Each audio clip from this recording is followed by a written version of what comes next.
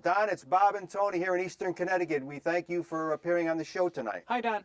Oh, my pleasure, guys. Glad to do it. Enjoy it. Oh, it's great to have you, Don. You're so and kind. Thank you. Coach Reeves sends his regards. And as we said, your paths have crossed over the years. I guess you had met a couple weeks ago in Denver. Is that correct, Don?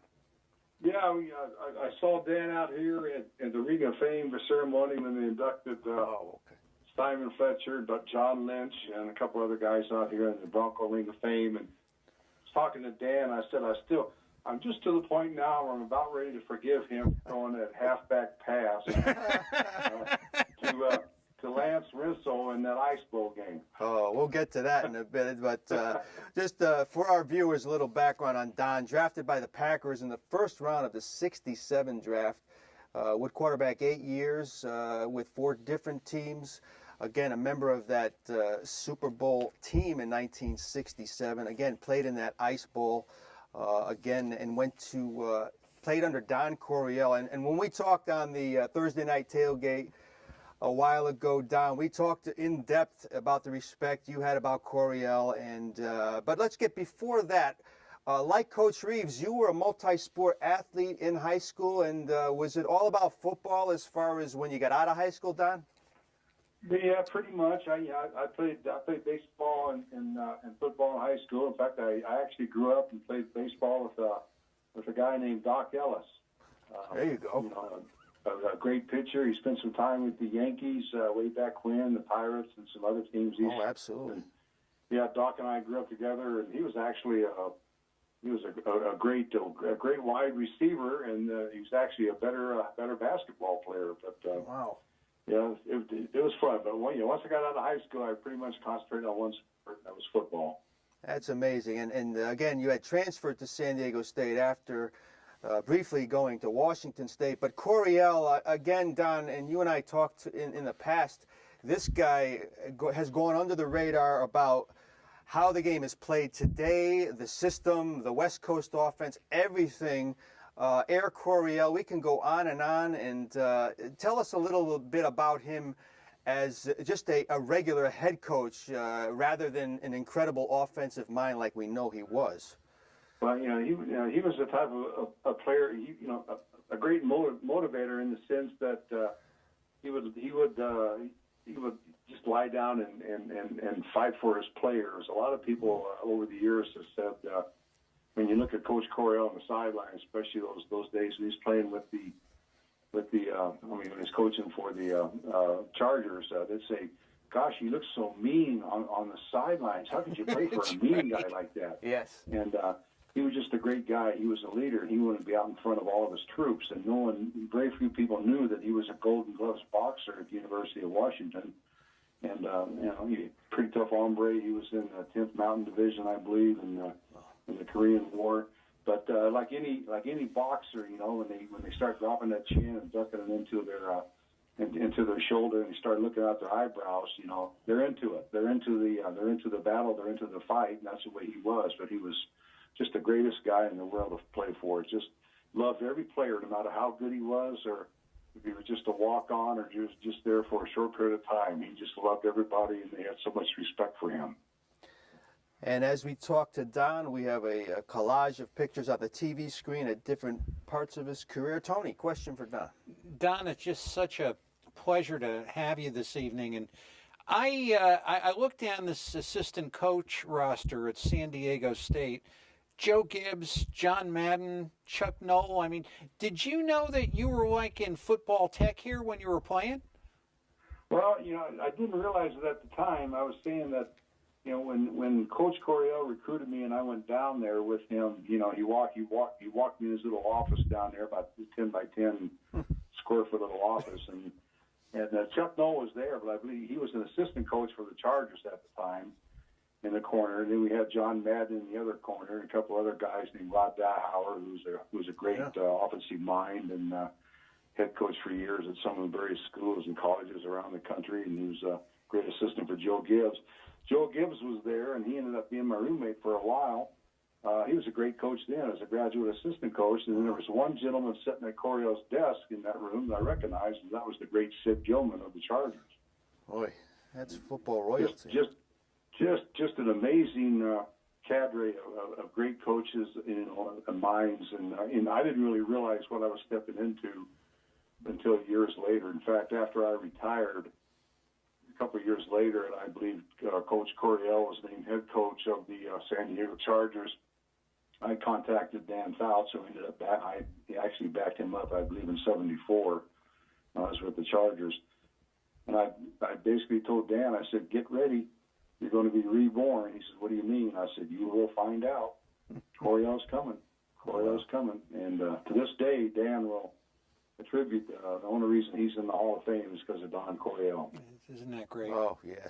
It was fun to watch, that's for sure. It was really fun to watch. Again, we're on the phone with former quarterback Don Horn. First-round draft pick in '67. Don, what were your expectations going into that draft? And, my goodness, when the famed Packers franchise takes you, give us the whole feeling at the time. It must have been something else. Well, it was totally different back then, guys. It was, sitting. They wanted a telephone number. I talked to 3 or 4 teams, 4 or 5 teams, I guess, that scouted me, and every team said, well, if you're available, we're going to make you, we're going to draft you in the first round, and they wanted the phone number they could call you, so you're sitting around in a little room, and suddenly I realized, all these teams said they're going to draft me, and then, so the Lions are drafting now, and I go, okay, they're going to draft me. Wait, what, Mel Farr? That's not, and then it just kept going on and on. The Chargers, the Raiders, the 49ers, other teams said they're going to draft me, and they didn't draft me, and then right towards the end of the first round, the phone rings, and I had not even spoken to anybody with Green Bay, but at that period of time, they had a consortium of scouting combines, and they traded notes and stuff. And anyway, the phone rang, and it said, "Is this Don Horn?" I said, "Yes, it is." And it said, "This is Carol so and so, Coach Vince Lombardi's executive secretary. Please hold for Coach Lombardi." And I want to tell you, I thought somebody was jerking my chain, man. I was, what the heck? Holy cow. But when Coach Lombardi came on that phone, and you hear that, that rough voice, Donald, this is Vince Lombardi, the Green Bay Packers, and, you knew it was him. And, he said he asked me a couple of questions if I would be willing to play for Green Bay, if I had signed with they had minor leagues back then called the Continental League or the Canadian Football League. And I said, no, I haven't signed anything like that. And he says, well, he said, the Kansas City is picking right now. We're next, and we're considering making you our next first-round draft choice. I'll call you back. And then 15, 20 minutes later, he called back, and he says, welcome to the Green Bay Packers. When can you get back here? So I jumped and got right back there. What a great story. What a great story. It's a little different today, I tell you, than it was back then. But and a lot of people say the worst thing that happened in my career, me being from, I was a pretty good, passer back in the old days, and going from that West Coast wide open Air Coryell type of an offense to, going to the frozen tundra and very predictable type of a running offense, et cetera, et cetera. A lot of people said as far as my career, might have been jeopardized somewhat, but I wouldn't trade those days for anything. Catching that great era of the late 60s, or the team of the 60s of the Green Bay Packers. And I tell you, those, my teammates up there are so great, and they still are today. And the coach, Vince Lombardi and the coaching staff, and they're such a great teammates and professionals in every way, shape, or form. I wouldn't trade those days for anything. And I was very fortunate, very fortunate. And pardon the pun, Dom, but Tony and I were getting chills watching the Ice Bowl just because of the tundra and just the aura of the whole Lambeau thing. And I know Tony wanted to ask you more about those early days in Green Bay. Yeah, and Don, I like a lot of people in my era, our school library would get like one copy of a sports book, and it was instant replay. And I might have been like the 29th kid of 30 to read it. But I went back and I read it a little bit this weekend. And you were described by Jerry Kramer as a flashy kid with a Jaguar, and you like girls. I mean, how abnormal. And you weren't in the Bart Starr mode, you know. And, was that a rough adjustment for you? Yeah, that was a pretty a pretty tough adjustment for a young kid back then. It was kind of young and cocky, but it didn't take them a few months for those guys put me in their place. In fact, I just spoke to Jerry the other day. We're good friends. He's actually on our advisory board for a company I represent. I'm a spokesperson for out here with the Premier Stem Cell, and we're helping a lot of former NFL guys get better and that type of thing. But I kind of joke around. I tell everybody. I said I remember. I think probably half of that book, half of the instant replay book was recorded in the commode of the locker room of the Packer locker room at Lambeau. They said, "What do you mean?" I said, "Well, every day, Jerry would come in from practice, and he would sit down in front of his locker, and he had those old tape recorders, and he would say, he'd talk in the tape recorder, and he'd say, today this happened, that happened, this happened, that happened, et cetera, et cetera." At the end of the week, he would mail the tape off to New York and Dick Schaap, and then they would edit it.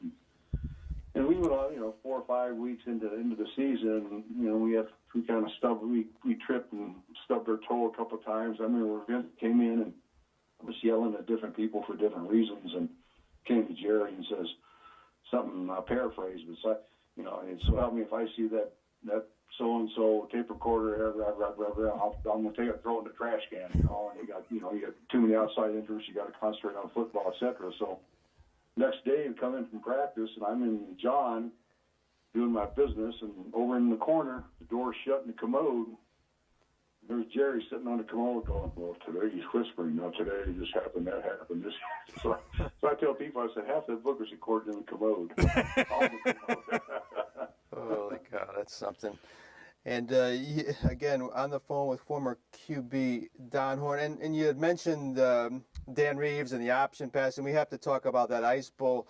We were talking to Dan about the coldness and the Lambeau and how no one could stay on their feet, Don. I mean, from the sidelines, when somebody asks you how cold it was that day, I mean, and where were you?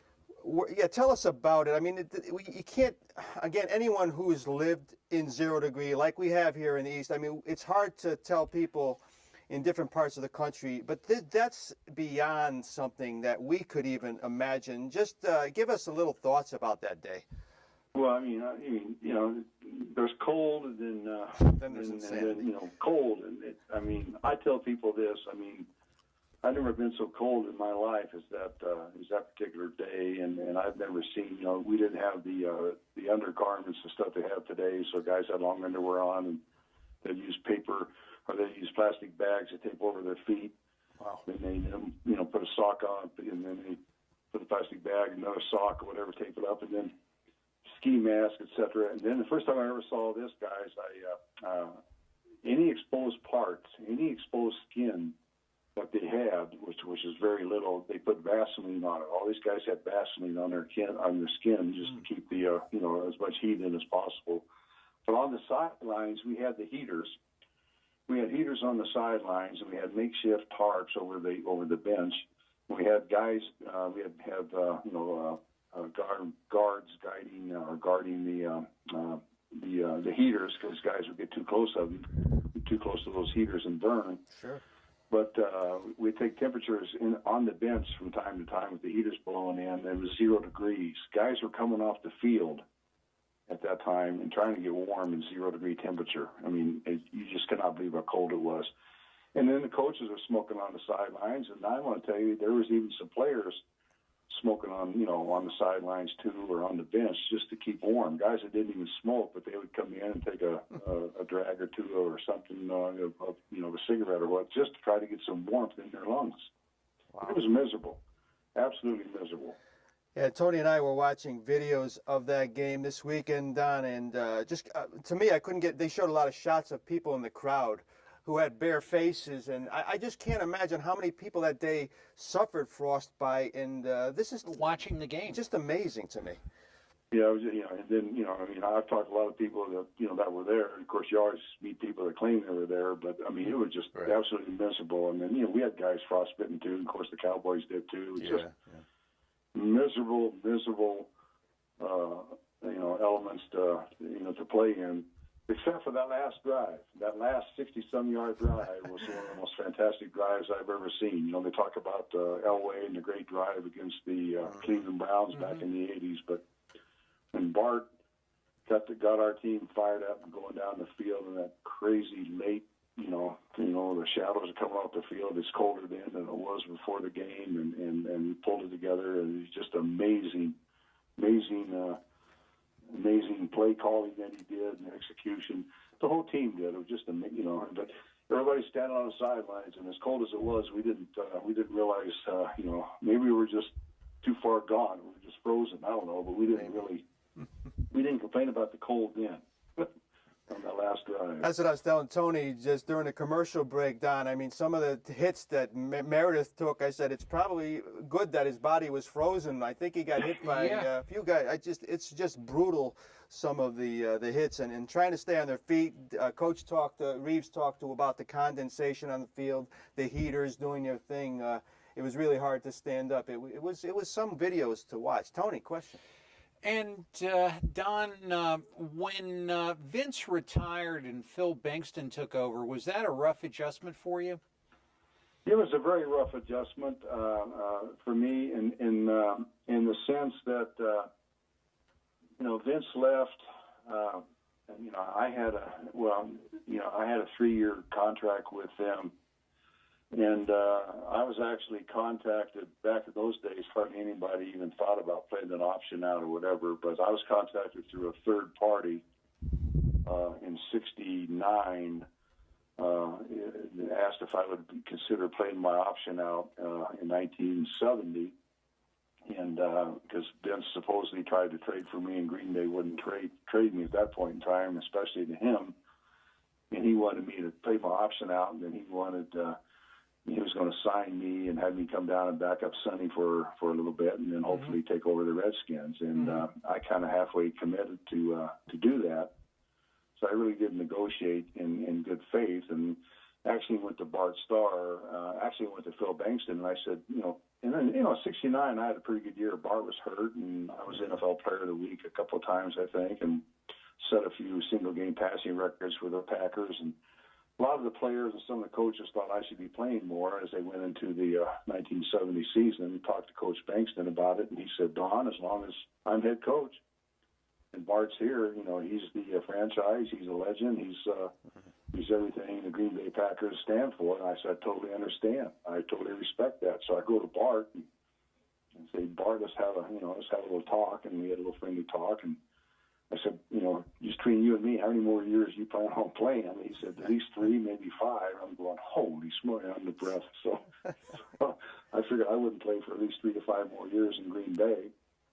So I kind of committed to go to Washington, and then, of course, 1970, and the season starts, and, Vince isn't well, and I'm playing my option out, and all of a sudden he passes away, and that deal kind of goes south, and then they fire Bankston at the end of the year, and they bring in Dan Devine, and he hears I'm unhappy. So, make a long story short, instead of me going to Washington Redskins, I ended up being traded out here to Denver and started the next year and got hurt again, hurt my knee and my shoulder, and the rest was history after that. I was nothing more than a decent backup for sure after those injuries. So, well, Don had the fickle finger of fate. Yeah, right. You had mentioned one of those games in '69, your best game, December 21st, passed for 410 yards and 5 touchdowns at Lambeau. It couldn't have been that warm that day either, but it was in December. Yeah. But that was a great day. And that was the day that everything was clicking on all cylinders. And I believe they took me out in the beginning of the fourth quarter, and that was Willie Davis Day. Willie to this day says, Horn, you stole my thunder. So, Great player, and again, just one of the many Hall of Famers that you play with. I'm counting just from what I counted the other day, Don. You're talking Bart Starr and Nitschke, Adderley, Wood, Gregg, Davis, Henry Jordan, and there's probably others, but just an amazing crew to be around. And I always loved guys. My father, God rest his soul, but he just loved guys like Donnie Anderson, Paul Hornung, Dan Reeves, because of their versatility. Don, what was it like playing with a guy like Donnie Anderson who could do more than just run the ball, right? Yeah, Donnie was so talented. I mean, in so many ways, you know, and he was a left-footed punter, and you know, he could throw the ball, he could run, he could deliver in the clutch. He was just a great athlete.